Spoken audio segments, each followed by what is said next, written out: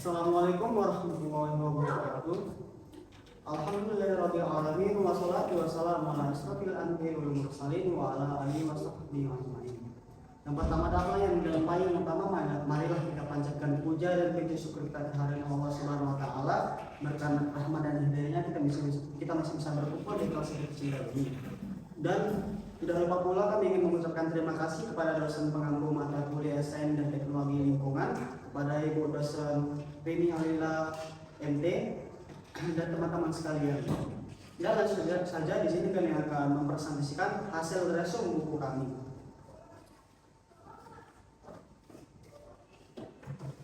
Nah, yang di sini ada definisi ekosistem cukup banyak. Untuk membandingkan, dicantumkan beberapa definisi ekosistem sebagai berikut. Yang pertama, ekosistem adalah suatu tempat berlangsungnya hubungan ketergantungan antara makhluk hidup yang satu dengan yang lain.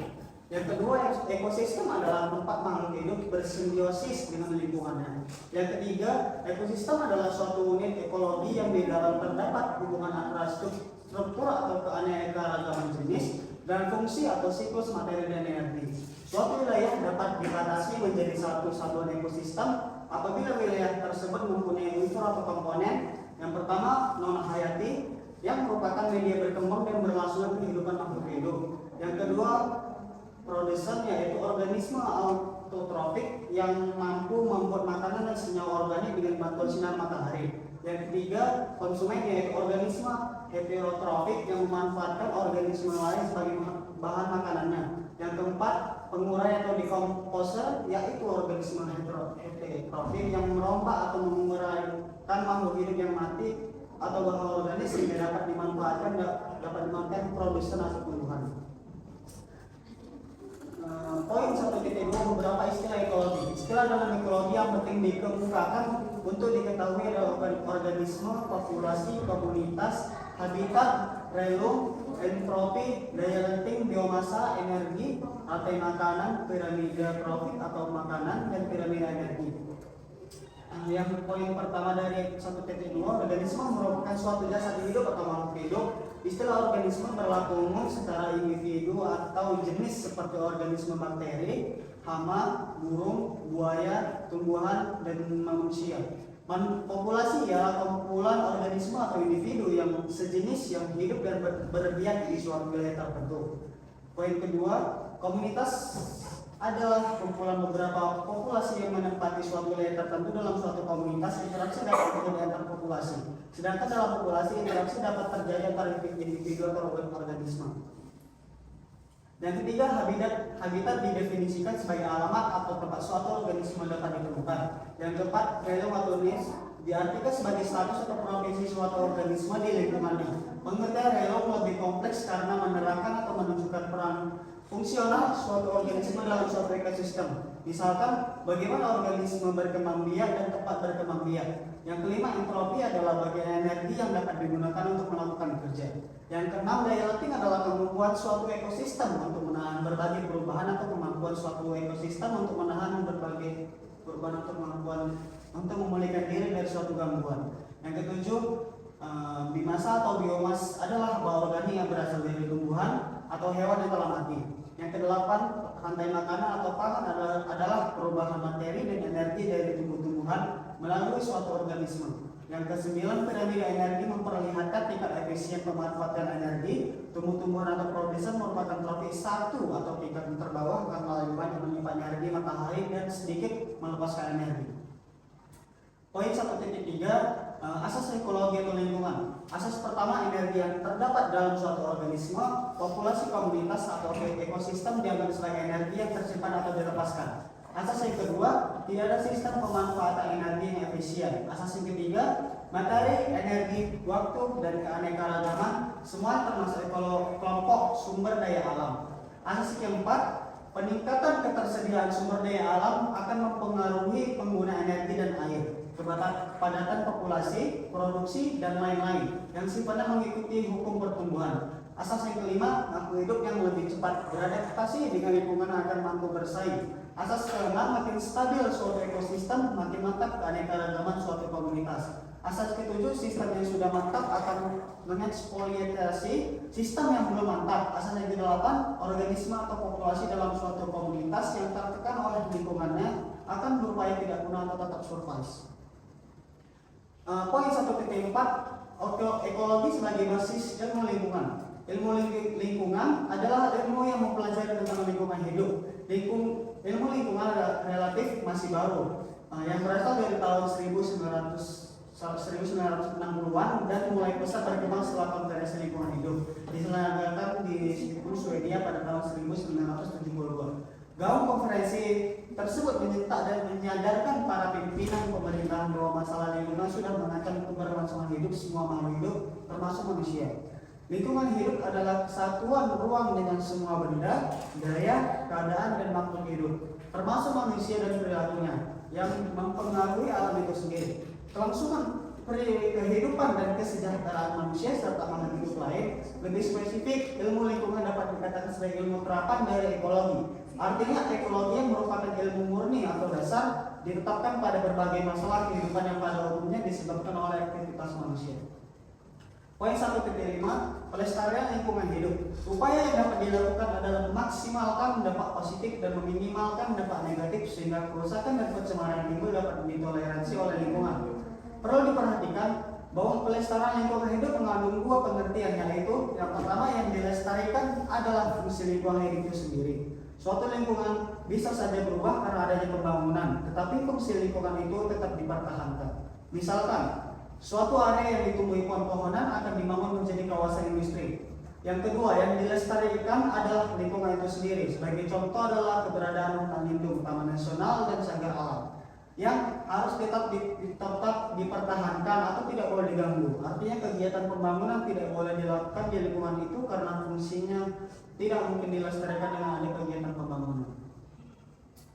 Nah, langsung ke bab kedua, respon terhadap lingkungan hidup di Indonesia. Poin 1, konferensi tentang lingkungan hidup. Konferensi internasional yang pertama tentang lingkungan hidup diselenggarakan oleh Perserikatan Bangsa-Bangsa atau PBB di Stockholm, Swedia 5-16 Juni 1972. Konferensi ini dihadiri utusan dari 113 negara dan membahas bagaimana masalah hidup di dunia.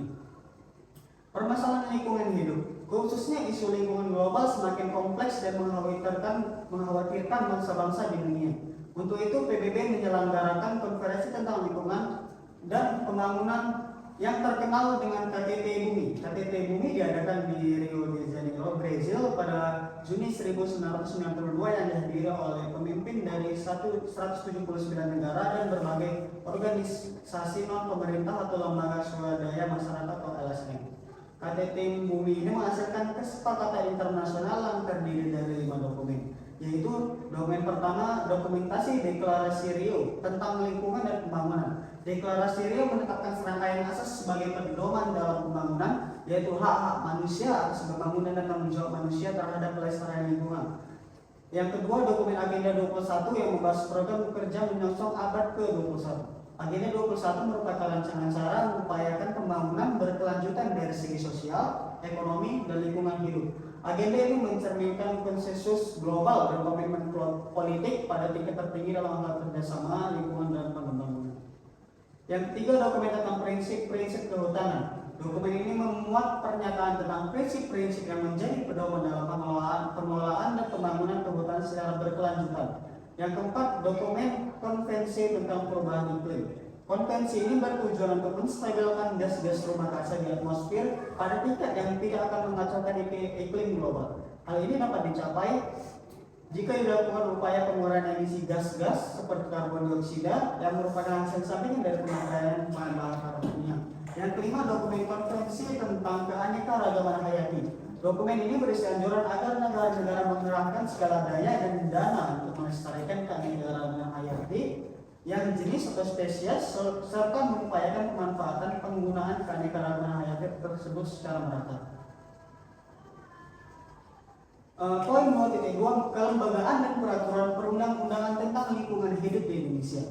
Untuk mendukung terciptanya lingkungan hidup yang serasi dan seimbang, telah ditetapkan dan diterbitkan berbagai peraturan perundang-undangan, antara lain yang pertama, Undang-Undang Negara Republik Indonesia tahun Nomor 4 tahun 1982 tanggal 4 Maret 1982 yang direvisi dengan UU nomor 23 tahun 1907 tanggal 9 September 1997 tentang pengelolaan lingkungan hidup. Kemudian diperbarui dengan Undang-Undang nomor 32 tahun 2009 tahun 3 Oktober 2009 tentang perlindungan dan pengelolaan lingkungan hidup. Undang-Undang RI nomor 24 tahun 1992 tanggal 13 Oktober 1992 tentang penataan ruang.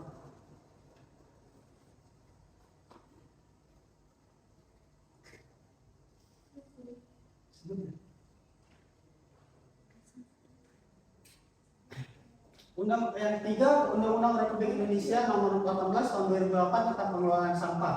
Yang keempat, peraturan pemerintahan RI nomor 20 tahun 1990 tanggal 5 Juni 1990 tentang pengendalian pencemaran air yang diganti dengan PP nomor 82 tahun 2001 tentang pengelolaan kualitas air dan pengendalian pencemaran air. Yang kelima, peraturan pemerintahan nomor 15 tahun 1995 yang diganti dengan PP nomor 74 tahun 2001 tentang pengelolaan bahan berbahaya dan beracun. Poin 2.3, tekanan masyarakat terhadap pencemaran dan perusakan lingkungan hidup. Selain melalui jalur hukum, pencegahan pencemaran dan perusakan hidup dapat dilakukan dengan tekanan masyarakat dan konsumen. Tekanan masyarakat dapat melalui individu, tokoh masyarakat, tokoh agama, kelompok masyarakat, atau lembaga swadaya masyarakat atau LSM. Dalam hal ini masyarakat dapat melakukan protes atau menuntut suatu kegiatan atau usaha jika kegiatan itu mencemari lingkungan. 2.4, penghargaan Kalpataru dan Adipura. Yang A, penghargaan Kalpataru, makna nama Kalpataru adalah pohon kehidupan yang mencerminkan suatu tatanan lingkungan yang serasi, selaras, dan seimbang. Kategori 1, penghargaan perintis lingkungan. Yang kedua, penghargaan pengabdi lingkungan. Yang ketiga, penghargaan penyelaman lingkungan. Yang keempat, penghargaan pembinaan lingkungan. Yang B, penghargaan Adipura.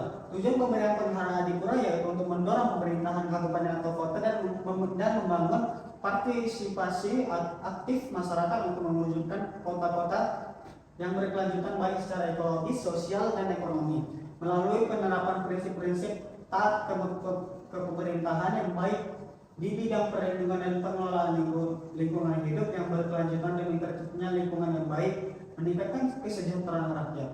Dalam rangka pemberian penghargaan Adipura, pemerintahan membedakan kota menjadi kota raya jumlah penduduk lebih dari 1 jiwa, kota besar jumlah penduduk antara 500 sampai 500.000 sampai 1 jiwa, yang kota sedang jumlah penduduk antara 100.000 sampai 500.000 jiwa, yang keempat kota kecil jumlah penduduk antara 20.000 sampai 100.000 jiwa. Poin 2.4, beberapa pengertian tentang lingkungan hidup. Lingkungan hidup adalah kesatuan ruang milik semua benda, daya, keadaan, dan makhluk hidup, termasuk di dalamnya manusia dan perilakunya yang mempengaruhi kelangsungan kehidupan dan kesejahteraan serta makhluk hidup lainnya. Pengelolaan lingkungan hidup adalah upaya terpadu pemanfaatan, penataan, pemeliharaan, pengendalian, pemulihan, dan pengembangan lingkungan hidup. Pencemaran lingkungan adalah masuknya atau dimasukkannya makhluk hidup, zat, energi, atau komponen kegiatan manusia oleh proses alam sehingga kualitas turun sampai ke tingkat tertentu yang menyebabkan lingkungan menjadi kurang atau tidak dapat berfungsi.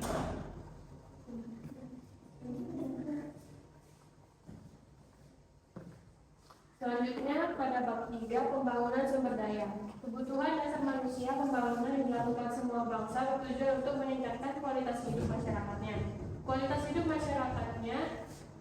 Kualitas hidup manusia ditentukan oleh tingkat pemenuhan kebutuhan yang paling utama bagi manusia yang disebut dengan kebutuhan dasar.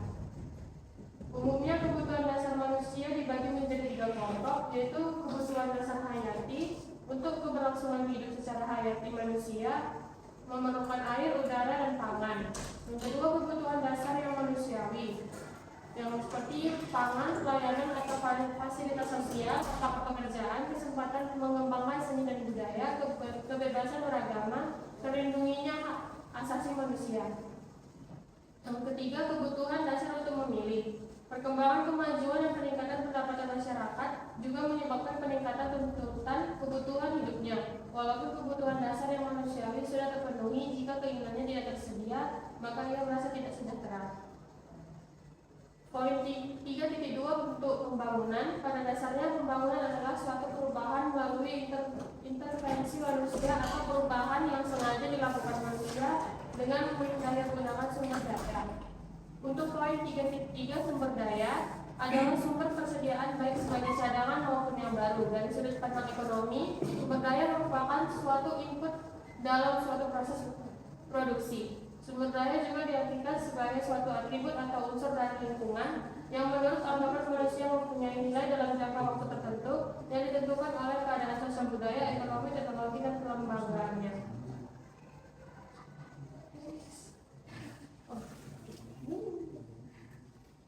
Untuk bab 4, masalah lingkungan hidup. Masalah lingkungan hidup adalah perubahan yang tidak diinginkan pada lingkungan hidup yang dapat berdampak negatif pada kualitas hidup manusia dan makhluk hidup lainnya. Jenis-jenis masalah lingkungan hidup itu ada pencemaran udara, pencemaran air, pencemaran tanah, kerusakan lingkungan hidup. Dampak masalah dari lingkungan hidup itu penyakit, kematian, gangguan kesehatan, kerugian ekonomi. Lanjut ke 5, sumber daya alam hutan. Sumber daya hutan adalah berbagai macam sumber daya yang terkait dengan hutan seperti kayu, getah, dan lain-lain. Pengelolaan sumber daya hutan sangat penting karena hutan berfungsi sebagai penyerap karbon, pengatur iklim, dan berbagai habitat bagi berbagai spesies makhluk hidup. Pengelolaan sumber daya hutan juga dapat membantu mencegah kerusakan lingkungan hidup dan meningkatkan kualitas hidup manusia.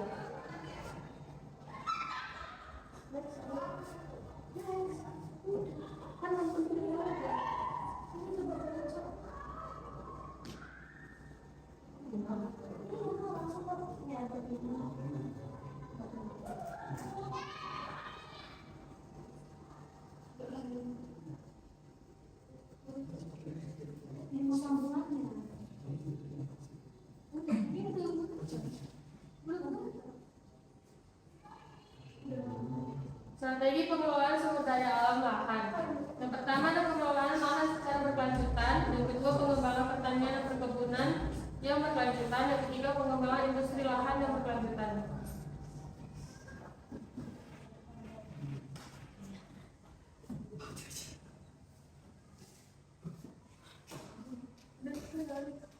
Air untuk kehidupan. Air atau H2O sangat penting untuk kehidupan, hadir dalam bentuk padat cair dan gas. Air merupakan komponen utama dalam tubuh makhluk hidup.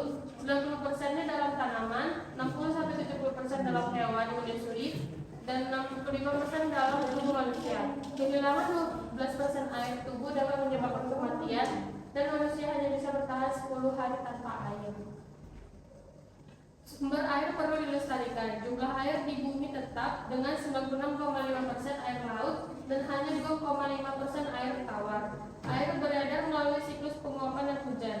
Pengelolaan air melibatkan pemeliharaan kualitas air dan pengendalian pencemaran. Parameter kualitas air ada cyanida HCN, nitrogen N, fosfor dan fosfat, fosfor atau fosfat P, sulfur S, klorida Cl, dan lain-lain. Bahan pencemaran perairan adalah masuknya bahan tidak diinginkan ke dalam air yang menurunkan kualitasnya. Pencemar air berasal dari limbah domestik, industri, pertambangan, transportasi, laboratorium, rumah sakit, pertanian, peternakan, dan pariwisata. Pencemaran air oleh erosi ada logam berat, CD, Hg, Cr, Bb, Ni, Cu, Zn, Fe dari industri logam, baterai, penyamakan kulit, pengelolaan bauksit, dan gas bumi mencemari perairan, meracuni biota dan manusia. Pencemaran air oleh logam berat. Erosi terjadi di hutan, rusak, dan lahan pertanian miring tanpa konservasi tanah, menyebabkan sedimentasi dan air keruh, mengurangi oksigen, dan mengganggu ekosistem.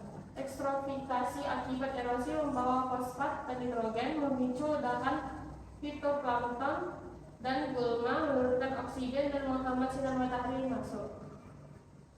Penanggulangan pencemaran air. Penanggulangan pencemaran air dilakukan melalui reboisasi, penghijauan, pencegahan perambahan hutan, penggunaan pupuk dan pestisida secara bijak, serta pertanian konservasi.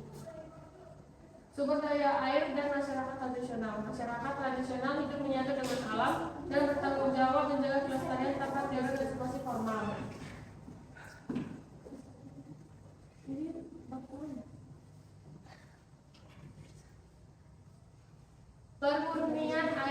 Indonesia memiliki laut luas, tetapi airnya tidak bisa digunakan langsung karena kandungan garam yang tinggi, 31 sampai 35% kandungannya. Garam di laut berasal dari pelabuhan batuan darat, gas vulkanik, dan sirkulasi hidrotermal. Teknologi reservoir osmosis atau RO digunakan untuk mengubah air laut menjadi air tawar, menghasilkan air dengan kemurnian 99,9% yang sesuai standar WHO.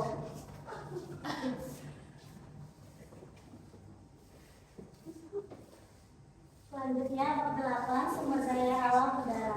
Udara atau atmosfer merupakan selimut tebal dari gas yang menutupi seluruh bumi dan berfungsi untuk melindungi bumi dari pemanasan dan pendinginan yang berlebihan. Tanpa adanya atmosfer, suhu bumi pada siang hari lebih dari 95 derajat Celcius dan malam hari akan turun sampai minus 184 derajat Celcius. Sumber pencemaran udara. Bahan pencemaran udara dapat berasal dari berbagai sumber seperti industri, transportasi, dan aktivitas manusia lainnya. Pencemaran udara dapat berupa gas seperti CO, SO, NO, HC, dan partikel seperti asap, debu, yang dapat membahayakan kesehatan manusia, tanaman, dan lingkungan. Selanjutnya, masalah lingkungan global. Para pakar lingkungan telah lama mengekspos tentang masalah lingkungan global berupa hujan asam, pemanasan global, dan kerusakan lapisan ozon. Masalah lingkungan ini tidak mengenal batas wilayah atau negara sehingga diperlakukan penanganan secara internasional. Bising atau kebisingan. Bising atau kebisingan juga merupakan bentuk pencemaran udara selain gas, partikel, atau debu. Kebisingan atau bising dapat diartikan sebagai suara yang tidak diinginkan atau adanya gangguan suara yang tidak sesuai dengan tempat dan waktunya. Secara umum, kebising adalah suara yang tidak diinginkan oleh manusia, ternak, dan satwa liar. Selanjutnya, parameter kualitas udara yang penting. Kualitas udara di suatu lokasi atau wilayah diketahui setelah dilakukan pengukuran. Jumlah parameter yang diukur tergantung pada jenis peralatan, tenaga, waktu, dan biaya yang tersedia. Bab 9, yang pertama ada instrumen pengendalian dampak lingkungan. Instrumen pengendalian dampak lingkungan adalah upaya untuk mencegah menangani dampak negatif proyek pembangunan terhadap lingkungan. Kedua, analisis mengenai dampak lingkungan atau AMDAL.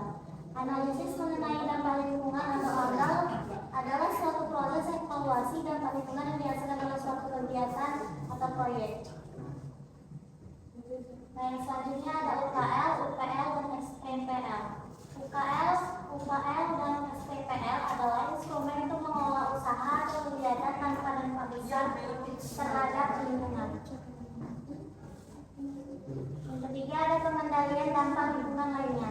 Selain dengan penyusunan AMDI dan UKL atau UPI, pengendalian dampak lingkungan juga dilakukan pemberatasan atau melakukan pembangunan karena adanya tekanan masyarakat internasional atau konsumen atas inisiatif pemberatasan itu sendiri. Nah, di bab 10 ada pendekatan pengelolaan lingkungan hidup. Pendekatan pengelolaan lingkungan hidup merupakan langkah penting dalam mengurangi dampak negatif dari rencana usaha dan kegiatan yang berpotensi merugikan.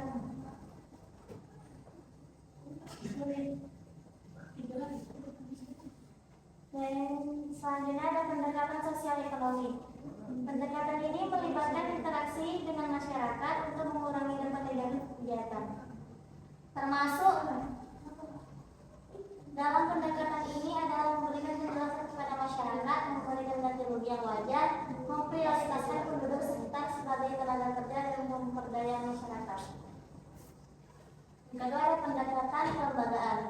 Pendekatan ini merupakan pentingnya ketaatan pada peraturan dan koordinasi dengan berbagai instansi terkait untuk menangani masalah yang timbul.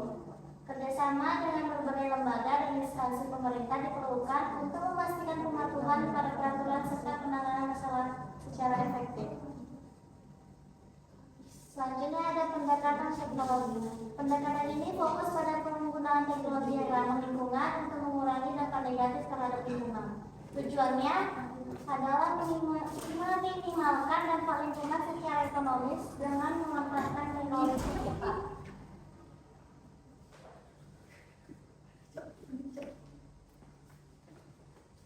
Sekian presentasi dari kami. Mohon maaf jika ada yang salah. Wassalamualaikum warahmatullahi wabarakatuh. Audio Jungle.